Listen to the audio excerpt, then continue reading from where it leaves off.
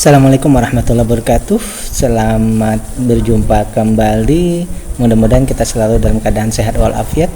Kembali kita membuat resume fundamental saham dari laporan keuangan triwulan 2 2024. Dua emiten yang akan kita bahas adalah PNLF dan SIMP ya, dari sudut pandang fundamental khususnya value investing ya. Pembahasan kita ini adalah bahan pertimbangan tambahan, bukan perintah untuk melakukan aksi beli atau jual, karena ini adalah sebagai edukasi ya. Kemudian pembahasan kita ini juga bukan untuk melebih-lebihkan ataupun menjelek-jelekan sebuah emiten, tapi kita mendasarkan kepada data yang telah kita dapatkan. Yang pertama kita akan membahas PNLF, Panin Life Panin Financial ya, berarti ini hubungannya dengan asuransi ya, sektor asuransi. Bahwa perusahaan ini dari dua data ini kita lihat bahwa keuntungannya ya di triwulan 1 itu 5,6%, di triwulan 2 itu 4,6%. Berarti keuntungan bersihnya ada penurunan, itu yang pertama ya. Namun dari segi ekuitasnya perusahaan ini mengalami peningkatan, modalnya menaik ya, tapi keuntungannya menurun ya. Modalnya naik, keuntungannya menurun. Kemudian dari segi harga juga turun ya. Kemudian dari segi ketahanan perusahaan ini tetap ya, di hutang tak berbunga ini ada penurunan sedikit ya. Baik, yang pertama kita lihat dari segi valuasi dulu ya, bahwa di harga sekarang 346 ya, dibandingkan dengan nilai perusahaannya ada 61% ya. Kali lagi ada 61% rentangnya, berarti ada, kalau misalnya di triwulan ini pergerakannya sampai ke nilai bukunya, berarti ada sekitar dari 61%, berarti sekitar 121% bagger ya. Ada kemungkinan untuk bagger kalau dia naik dalam satu triwulan ini ya.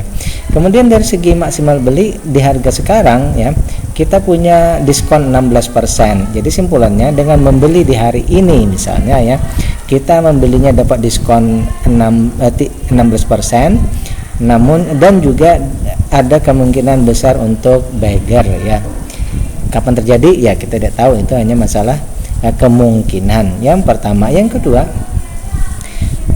kalau saya melihat bahwa di sini dividennya ya, perusahaan ini tidak membagikan dividen, kemungkinan besar kalau menurut saya tadi karena untungnya yang masih kecil sekitar 4,6% atau 5%. Jadi perusahaan tidak membagikan dividen ya. Meskipun ini dari segi valuasinya ini wajar menuju ke murah ya. Baik, dari segi yang lainnya, bahwa kemudian dari segi aset, dari segi ketahanannya ini semua, yang pertama dulu ya, dari segi free cash flow ini sangat besar, semula 171 rupiah, sekarang 257, setara dengan 28%. Ini sangat tinggi free cash flow-nya ya. Kemudian dari segi aset lancar dan hutang berbunga ini sangat kecil, aman ya. Karena aset lancar ini kita tidak hitung untuk asuransi. Kemudian untuk dana pihak ketiga ini terbaca besar, berarti di sini dana pihak ketiganya besar, ini termasuk bagus ya.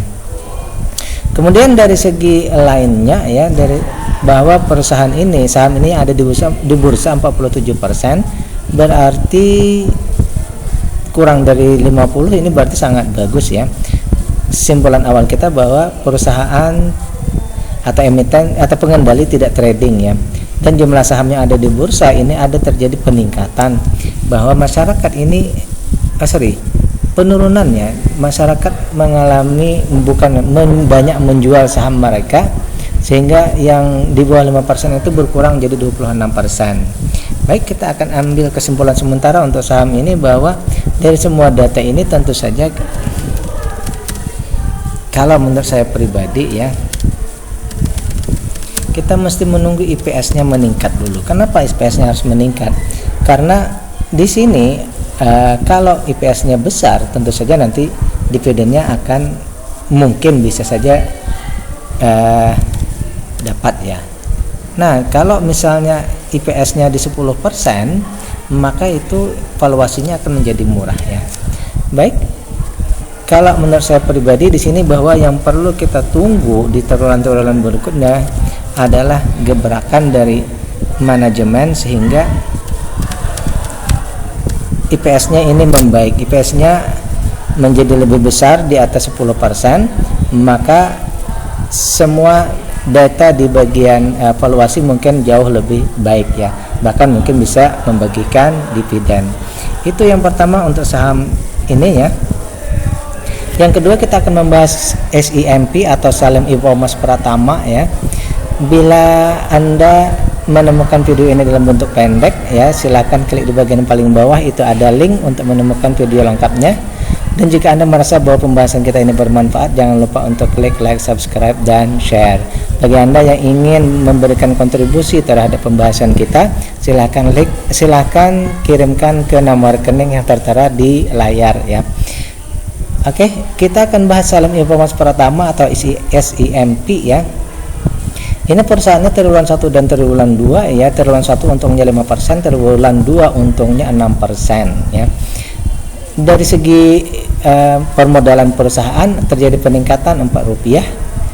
Kemudian dari segi keuntungan bersih juga terjadi peningkatan, harga juga meningkat, aset lancar meningkat 1%, hutang ini membesar ya, hutang tak berbunganya membesar, lain-lainnya oke.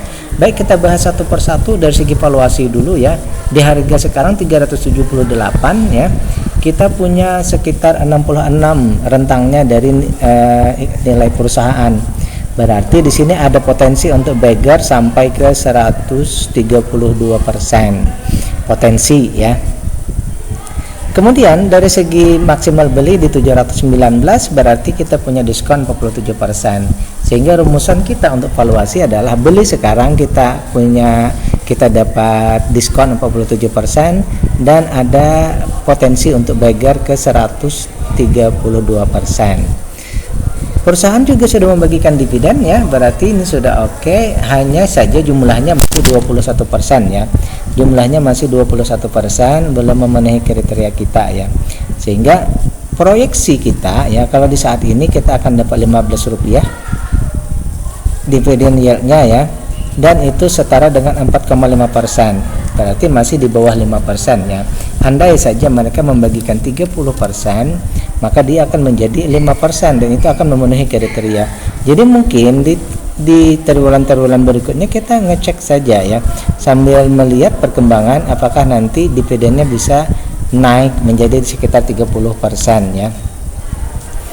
Untuk ketahanan perusahaan ini oke ya. Yang pertama dari segi free cash flow ada peningkatan dari 148 jadi 152, setara 13%, berarti aman ya.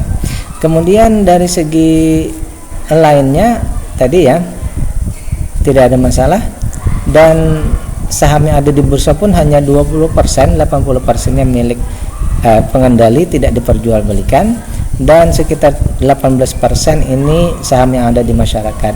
Berarti mungkin ini volatilitasnya sudah mulai aman, sudah terkendali ya, tidak terlalu naik turunnya tidak terlalu cepat. Oleh karena itu kalau menurut saya pribadi di sini meskipun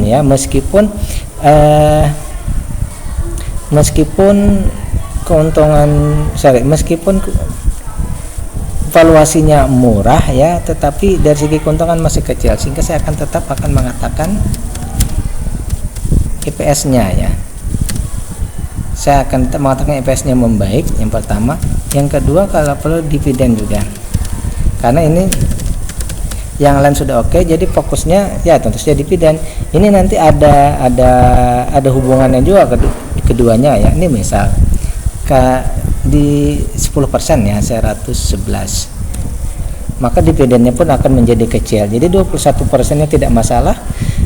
Yang pertama ini IPS-nya ya, IPS-nya harus meningkat mendekati atau bahkan lebih ke 10%, maka hasilnya dividennya pun akan memenuhi kriteria ya. Itu yang pertama. Apalagi kalau nanti sekali lagi DPR-nya kalau 30, ini akan semakin besar lagi ya. Misal 30, tentu saja sangat besar sekali ini ya. Baik, itu pembahasan kita untuk SIMP. Kita menunggu di triwulan berikutnya 2, yaitu kita menunggu IPS-nya meningkat di atas 10%, dan kalau perlu dividen payout ratio-nya DPR-nya juga meningkat. Oke, demikian pembahasan kita PNLF dan SIMP, mudah-mudahan bermanfaat. Ini bukan perintah untuk melakukan aksi beli atau jual, ini adalah bahan pertimbangan. Assalamualaikum warahmatullahi wabarakatuh.